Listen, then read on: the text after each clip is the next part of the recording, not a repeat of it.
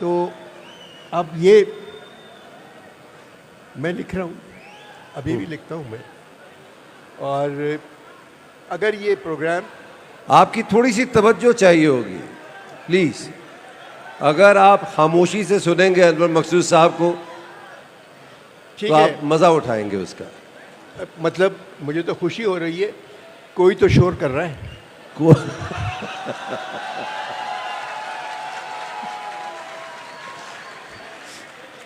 बात यह है कि अगर मेरी तबीयत ठीक नहीं है, मेरी गला भी मेरा ख़राब है, अगर ये प्रोग्राम शाह साहब सरहद में रखते, पंजाब में रखते, सिंध में, तो मैं नहीं आता। मैं सिर्फ बलूचिस्तान की वजह से आया हूँ।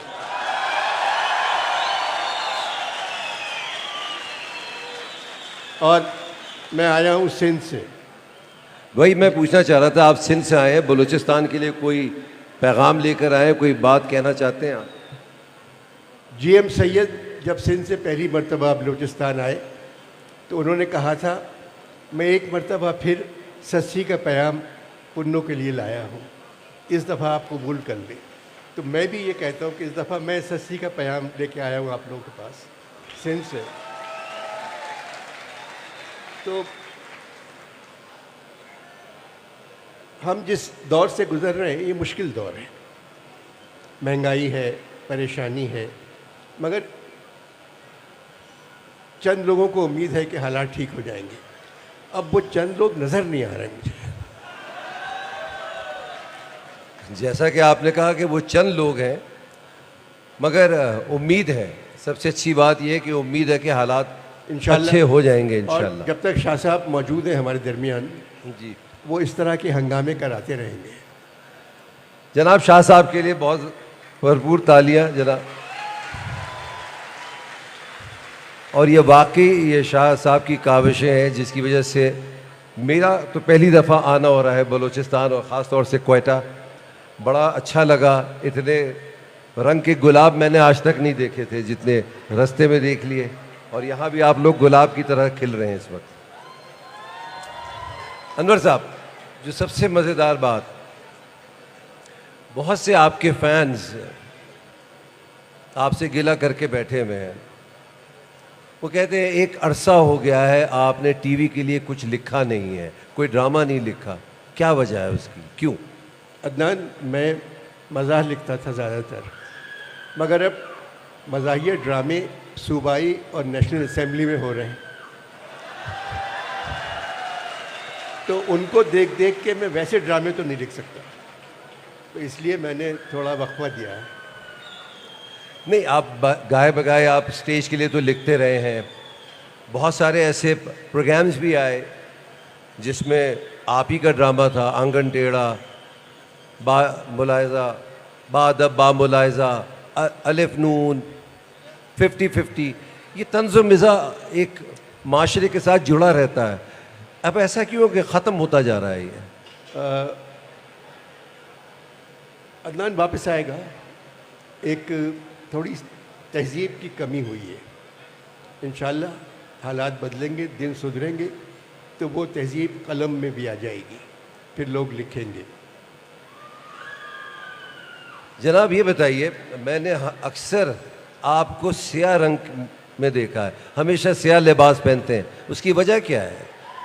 मैं 14 अगस्त 1947 से आज तक यौम स्याह मना रहा हूँ।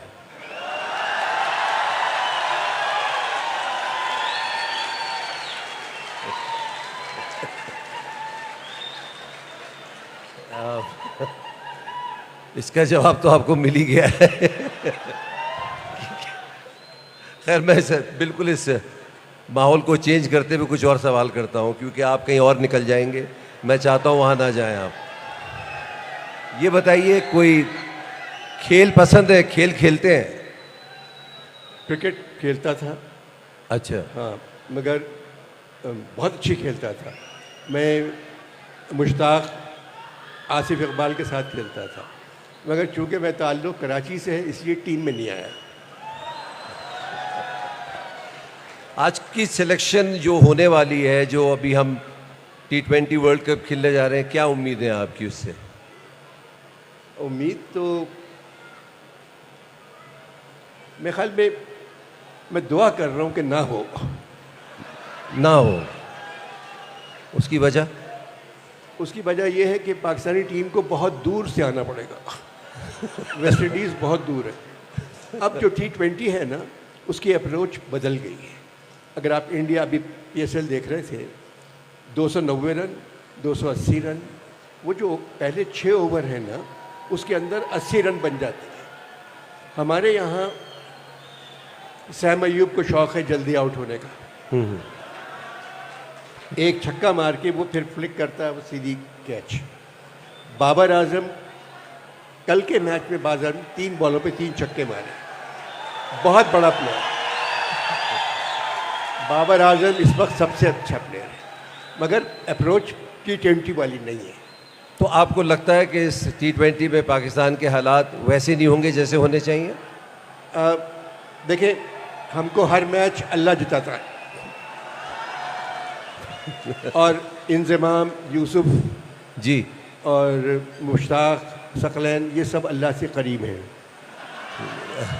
तो अगर ये दुआ करेंगे तो हम जीत जाएंगे। मैंने सुना कि ये आफ्टर शेव का बड़ा इस्तेमाल करते हैं ये सारे जिनका आपने नाम लिया है। नहीं, इनको तोहफे में लोग आफ्टर शेव लोशन देते हैं। वजह क्या है उसकी? वो उसकी ज़कात दे देते हैं, उनके इस्तेमाल नहीं कर सकते। अच्छा बात सुने, ये नौजवान जो बैठे हुए हैं, जी, बेटा, हम लोग जो है मेरी उम्र के लोग, हम लोग मुजरिम हैं आपके। हमने इस मुल्क के लिए कुछ नहीं किया, सिर्फ हम लोगों को देखते रहे हुकूमत में आते हुए जाते हुए। अल्लाह ताला ने आप लोगों को बहुत कुछ दिया है। ये मशीनें जो आपके हाथ में हैं, यही आपका मुस्तकबिल है। आप तालीम हासिल कर रहे हैं इनसे। अब तो ऐसी ऐसी चीज़ें आ गई है कि आपकी सारी रिसर्च आपको खुद ब खुद मिल जाती है, आपको लिखने की भी ज़रूरत नहीं पड़ेगी। हमें तो बस में बैठ के यूनिवर्सिटी जाना पड़ता था कोई किताब पढ़ने के लिए। तो ये ज़मीन जो है हमारी, बलूचिस्तान सबसे बड़ा सूबा और सबसे खूबसूरत सूबा है, और सब कुछ है इस सूबे में। किसी चीज़ का नाम लें वो इस सूबे में है, मगर बलूचिस्तान के लोग बदकिस्मत हैं कि उनके साथ बर्ताव अच्छा नहीं हुआ। जिस दिन अपना बर्ताव आपको खुद करना पड़ेगा कि आपके साथ अच्छा बर्ताव हो, जो होगा आपका हक बनता है, क्योंकि बिजली, पानी और हवा पर कोई कैद नहीं है, वो सबके लिए बराबर है। आपसे सिर्फ ये है कि जितना अच्छा सूबा है उतने ही अच्छे आप बन के दिखाएं जो आप बन सकते हैं। अभी आप अनवर, अभी जब मैं आ रहा था रास्ते में तो जनाब, अभी जब हम रास्ते में आ रहे थे तो आपने इनकी वजाहत के बारे में कुछ कहा था, आप कुछ कह रहे थे, वो भी इनको बता दीजिए आप। नहीं, जितने मैंने खुश शक्ल बलोची देखे, मतलब उतना तो पंजाबी भी नहीं देखा। बहुत खुश शक्ल है माशाल्लाह, बहुत अच्छे लोग हैं आप लोग। और एक जो है फितरत के मकासद की करता है निगहबानी, या बंदे सहराई या मर्द कोहिस्तानी, इकबाल ने लिखा। वाह वाह। बलूचिस्तान की क्या चीज़ पसंद है आपको?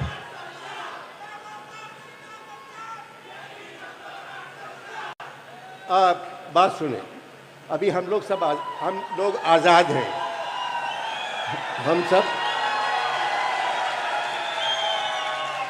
हम सब आज़ाद हैं। तो जो लोग सलाखों के पीछे हैं उनकी बात ना करें। तो अब ये कि कौन अच्छा है कौन बुरा है ये आप भी जानते हैं और मैं भी जानता हूँ, मगर ये कि दुआ करें कि मुश्किल ये हो गई है कि अब साहिब इंसाफ है ख़ुद तालिब इंसाफ। जब ये वक्त आ जाए तो फिर क्या कर सकते हैं, मगर आप ही को आगे जाना है, आपको पढ़ना है। ये ज़मीन आपकी है, ये मुल्क आपका है, ये आसमान आपका है। आप लोग ज़िंदा रहें, खुश रहें और लड़ते रहें पाकिस्तान के लिए, काम करते रहें पाकिस्तान के लिए। तो अनवर साहब, आपको बलूचिस्तान की क्या चीज़ अच्छी लगती है? मुझे खोया पसंद है। कैसी बातें कर रहे हैं? खोया तो पंजाब या सरहद का की सौगात है, यहाँ कहाँ? नहीं, यहाँ जो बंदा खोया हुआ है मुझे वो पसंद है।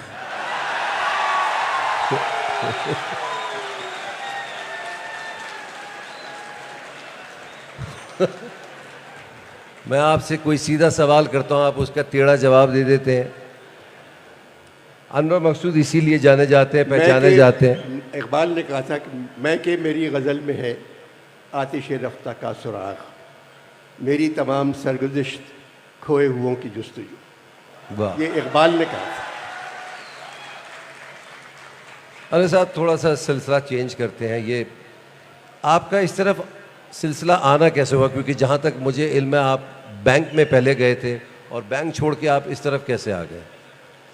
मैं इम्तहान पास करने के बाद यूनिवर्सिटी का, मेरे बहनोई ने सिफारिश की, आगा सनाब्दी से मुझे नौकरी मिल गई, क्योंकि बग़ैर सिफारिश के मुझे मुलाजमत नहीं मिल सकती थी। मगर मुलाजमत मिल गई, मगर वहाँ मुझे पता नहीं था बैंकिंग क्या होती है। तो मैं जब बैंक 1 बजे बंद होता था, मैं घर आ जाया करता था। 1 बजे आप घर आ जाते थे? कि बैंक बंद हो गया।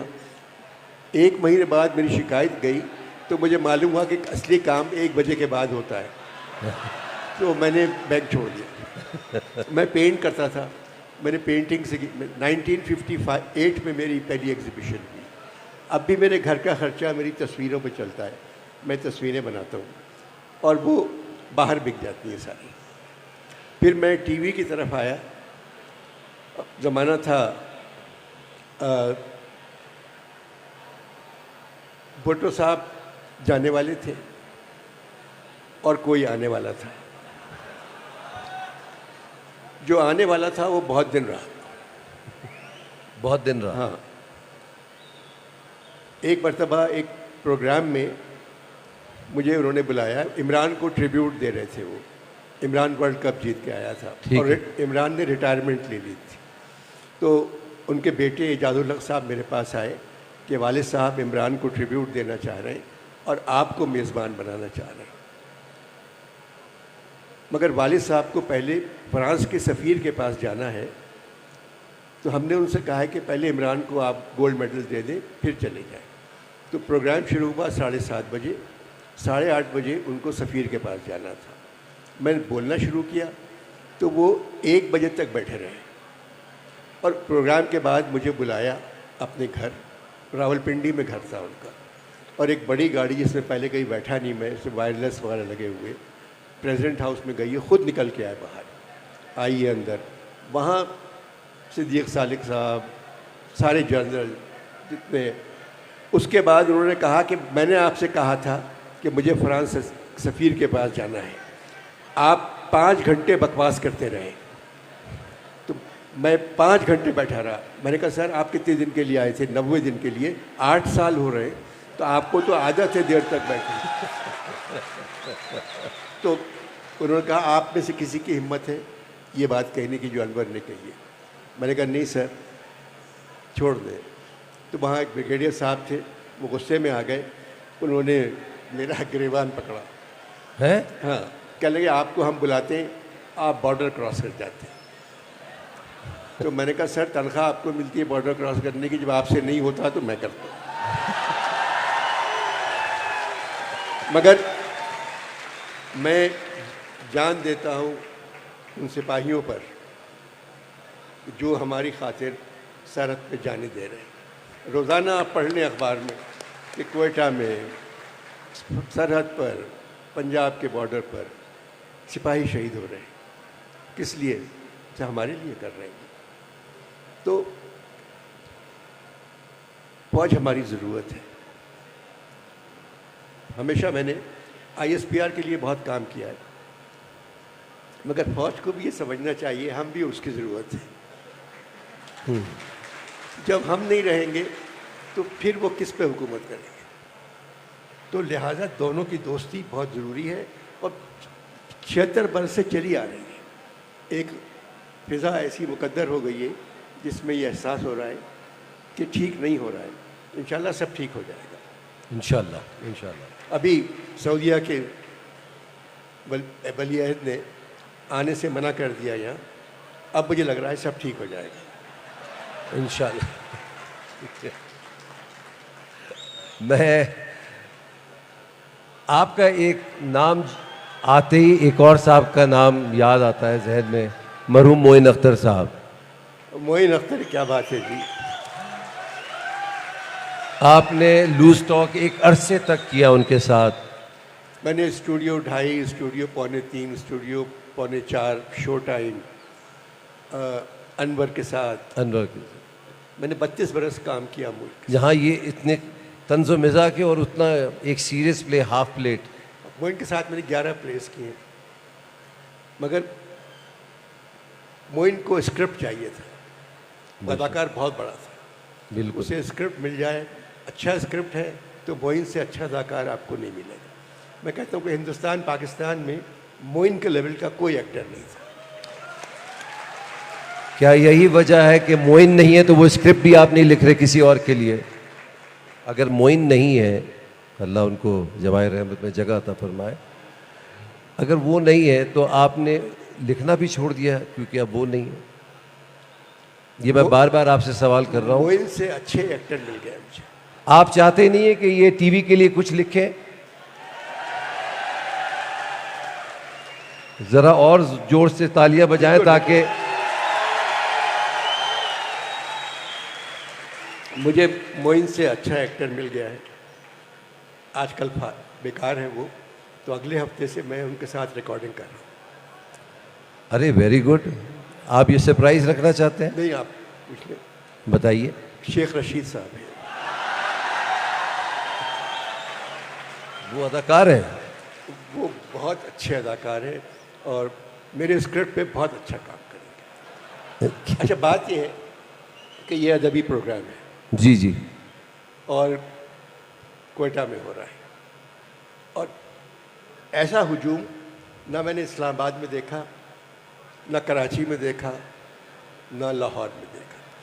आपको मुबारकबाद, और शाह साहब को मुबारकबाद।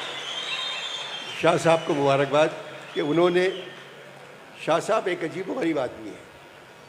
ये अल्लाह आदमी बनाता है, शाह साहब को तो जिन्हों ने बनाया है। इतना हिम्मत, इतनी ताकत मैंने किसी इंसान में नहीं देखी कि जो काम करना चाहते हैं वो कर लेते हैं। अब सोते नहीं, मेरे ख्याल में 2 हफ्ते से जाग रहे हैं। वो जाग इस वजह से रहे कि थोड़े सिंध के हालात ख़राब थे और ये फेस्टिवल करना था, मगर शाह साहब को दाद देना चाहिए कि उनकी हिम्मत है, उन्होंने कर लिया और इतना बड़ा फेस्टिवल कर लिया। शाह साहब जीते रहिए। अनवर साहब, माशाल्लाह आपका ख़ानदान बड़ा ब्लेस्ड है। फातिमा सुरैया बजिया हुई, आप हुए, अहमद मकसूद हमीदी साहब हुए एडिशनल चीफ सेक्रेटरी सिंध, आपके साहबजादे हुए माशाल्लाह, कंपोज़र, सिंगर, अब तो पपेटियर भी हैं माशाल्लाह। फिर जहरा निगाह हुई, जुबैदा हुई जो ज़बरदस्त हमारी सेलिब्रिटी शेफ़ थी। फिर BBC में आपकी एक बहन थी सारा। इसका क्रेडिट आप किसको देते हैं, अपने वालिद या वालिदा को? वालिदा को। किस तरीके लिहाज से? मेरी वालिद का इंतकाल तो 42 साल की उम्र में हो गया था। हम 10 भाई बहन थे, सिर्फ माँ ने हमको पाला। और इनसे मैं कह रहा हूँ, बलूचिस्तान भी आपकी माँ है, तो अपनी माँ का ख्याल कीजिए, आपको ज़िंदगी की हर आसाइश मुहैया हो जाएगी। बलूचिस्तान आपका है और फिर हमारा है, पहले आपका है। तो पढ़ते रहिए, दिल लगाइए। बस एक बात का ख्याल रखिए बेटा कि सच बोलो। सच बोलने की सबसे अच्छी बात यह है कि सच बोलकर आदमी भूल जाता है क्या कहा था। झूठ बोलकर सारी ज़िंदगी याद रखना पड़ता है कि क्या कहा था। आप सच बोलें और खुश रहें। इससे पहले कि हम इजाज़त चाहें, मैं ये चाहूँगा कि आप जहरा निगाह का, अगर आप वो जंगल के भी कुछ कानून है वो नज़्म सुना दें तो क्या बात है। ज़हरा निगाह की एक नज़्म है, सुना है जंगलों का भी कोई दस्तूर होता है, सुना है जंगलों का भी कोई दस्तूर होता है, सुना है शेर का जब पेट भर जाए तो वो हमला नहीं करता, दरख्तों की घनी छाँव में जाके लेट जाता है। हवा के तेज़ झोंके जब दरख्तों को हिलाते हैं तो मैना अपने बच्चे छोड़कर कौवे के अंडों को परों से थाम लेती है। सुना है जंगलों का भी कोई दस्तूर होता है। सुना है जब नदी के गीले पानी में बये का गंदुमी साया लरसता है तो नदी की रुपहली मछलियाँ उसको पड़ोसी मान लेती हैं। वाह। कोई तूफ़ान आ जाए, कोई पुल टूट जाए तो किसी लकड़ी के तख्ते पर गिलहरी, सांप, चीता और बकरी साथ होते हैं। सुना है जंगलों का भी कोई दस्तूर होता है। खुद फिर अल्लाह से दुआ मांगती हैं कि दाना व बीना मुनसिफ़ व अकबर, खुदा बंदा मेरे इस मुल्क में अब जंगलों ही का कोई दस्तूर नाफिज कर। सुना है जंगलों का भी कोई दस्तूर होता है। आखिर में अपने चाहने वालों के लिए कोई पैगाम? मैं बेटा, मेरी उम्र 84 बरस है, मैं अब पैगाम देके क्या करूँगा। मगर मेरी दुआ है कि ये सुबह खुश रहे, फले फूले, लोग घर आएँ वापस, सब मिलें, बैठें, हंसें, मुस्कुराएं। इससे बड़ी दुआ मैं सूबे को नहीं दे सकता। बलूचिस्तान जिंदाबाद। आप सबका बहुत बहुत शुक्रिया जी। अनवर साहब, ये नौजवान अगर आपको दोबारा बुलाएं तो आप आएंगे?